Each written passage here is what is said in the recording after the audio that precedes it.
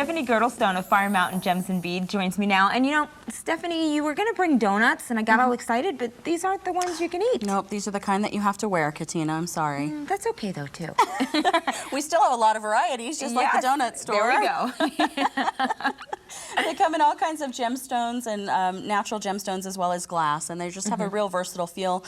And nobody really knows what to do with them, so we're going to go ahead and I'm going to show you today how to use a finding and use them. Now, the necklace that you brought, you used them in 3 different ways, correct? I did, yes. I used the donut bail finding here as the pendant.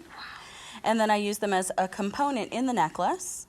And then I also used them as part of the clasp in the back. Wow, that's pretty creative. Thanks. It was really fun to do, actually. Okay, let's get started. Let's get started. First thing you're going to do is cut your beading wire. You're just going to cut 2 strands of regular beading wire. Any particular? No? Okay. Nope, yep, any kind. And then I put on a crimp bead. And then I wanted to use some glass pearls and also some carnelian rondelles. I thought that would make a nice looking clasp. It would lay nice, you know. Definitely. And so I strung those all on, and I brought the wire back through the crimp bead. Now, is the length of the wire, does it have to be any particular length, but that depends, or does that depend on what you're making? It absolutely depends on the length of the necklace that you want to make, so you can just judge that as you do it. Okay. And then in order to get the hole size correct, I just use the donut that I'm going to use as the clasp, and I would just set it inside there to make sure that it works properly. Which makes sense. You don't want it too large, you don't want it too small. Exactly. Perfect. Okay. And then from there, I would go ahead and just string on the rest of the beads that I wanted to use. Here I'm using these rhyolite beads, and then again more carnelian and pearls. And I've just sort of put them on in a design pattern, nothing really too complicated. Okay. Then wherever you want on the necklace to split it into the component, you just go ahead and split the 2 wires. And I've put on these little carnelian beads again. Okay. And then this is where it gets interesting, because you're going to take 1 wire and put it through the top of the donut. And then you're going to take the second wire and you're going to put it through the bottom of the donut. And you're going to kind of create an X through the center. It's like a crisscross. Okay. Exactly. It crisscrosses through there. And then you thread on more beads. And then when you move this together, it simply... Look at that. Holds it in place. Exactly. Holds it right there into the necklace. Oh, that's clever. Okay. And then you just move back, and you can, you could continue on with 2 strands if you wanted to, or put them back together and continue on with 1 as I've done. Okay. Okay? Good. Then we would go to the second side once you're finished with that. And on the second side, we're actually using a dangle. The clasp donut part is down a little bit, so this will actually dangle down your back. Oh, I like that. It's kind of a really pretty look, especially in the summertime. Exactly. So in order to make it look a little bit cleaner, what I've done is cut 1 long piece of wire.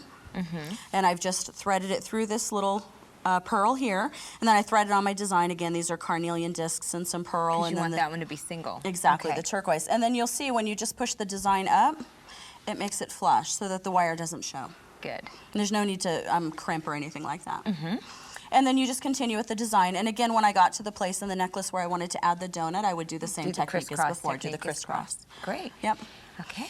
And then when you finally get down to the center, you're actually to the donut bail, and this is where things get interesting. This is a donut bail, which is designed to do the donuts, and you can use it in one of 2 ways. And one way is to use it with the open part here, and this is attached in the center with a jump ring. Oh.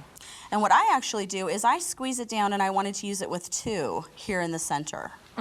So what I did is, and this is really flexible, you can see you can easily bend this with your hand. You can also use it with a plier, and you just keep working with it until it's the shape that you want it to be. Okay. And then I folded it in half and I put it in the center here.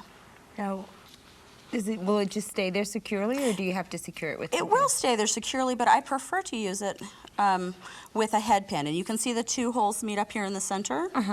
And you put the head pin in through the center. Oh, that looks nice. And then it sort of anchors it and holds it down. And this is really easy. You just take your round nose plier, and at the widest part, you just twirl it all the way down. Okay. And all you're really trying to do is secure the head pin. So you're just twirling just like this, and then you can just push it flat. Oh, look at that. And then you have that nice additional design in the front, too.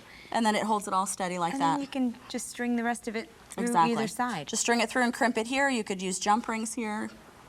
That is so creative. Thank you. Nice ways to use the donut. Thanks, it's fun. You brought along some really terrific examples. I did. The first one there with the turquoise has a carnelian butterfly on the front. Look at that. And some dangling, just some embellishments to that. And again, it's using the components in the necklace. Turquoise. Can't go wrong with that. Oh, you can't go wrong with it. So hot. I know it.